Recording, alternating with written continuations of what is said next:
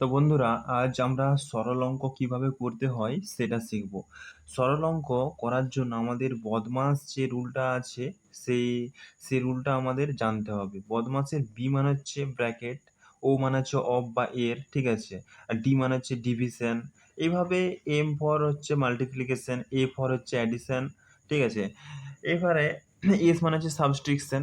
এইভাবে ওই রুলটা আমাদের ফলো করতে হবে। বি মানে ব্র্যাকেটের কাজ আমাদের আগে করতে হবে, যেহেতু এখানে ব্র্যাকেটের কাজ নেই, ব্র্যাকেট এখানে নেই, ঠিক আছে, তার জন্য ও মানে এর কাজ আমাদের আগে করতে হবে। ও মানে হচ্ছে অফ বা এর, তো এর কাজ এখানে আগে করতে হবে। তো দেখো এখানে দিচ্ছি আমরা 75, 75 যেরকম আছে সেরকমই লিখছি, ঠিক আছে, ভাজিত 5 এর 3, মানে 5 এর 3, এটা আমাদের গুণ করবে। 5 3 কত হয়? 15, 15 লিখে দিলাম, ঠিক আছে। তারপরে যুক্ত 8, যুক্ত 8 করছি আমি, ঠিক আছে। যুক্ত 8 গুণিত 4 ভাজিত ভাজিত আমরা এখানে 16 করবো নি, ঠিক আছে। এখানে আমরা কি করব, এই ভাগটা আগে করে নেব। এই ভাগটা করতাম, কিন্তু এখানে আমরা এই ভাগটা করবো নি, আগে শেষের ভাগটা করব, দিয়ে তার তার আগেরটা তারপরে করব, ঠিক আছে। তো 2 8 তে 16 হয়, 2 8 তে 16, 8 লিখছি। তারপরে এখানে সমান দিচ্ছি, সমান দেওয়ার পর এখানে এখানে ভাগের কাজ আছে এবং এখানে ভাগের কাজ আছে, আছে তো। তো দেখো এখানে আমরা ভাগ করব 15 দিয়ে 75কে, 15 কি 15, 15 দুগুণে 30, 15 তিনে 45, 15 চারে 60, 15 পাঁচে 75 হয়, 15 পাঁচে 75, যুক্ত এই যে যুক্তটা আসবে। এখানে দেখো, এখানে দেখো, এখানে 4 আছে এবং 8 আছে, মানে বাঁ সাইডের সংখ্যাটা আমার ছোট আছে আর ডান সাইডের সংখ্যাটা বড় আছে, কিন্তু এটা ভাগ যাবে না।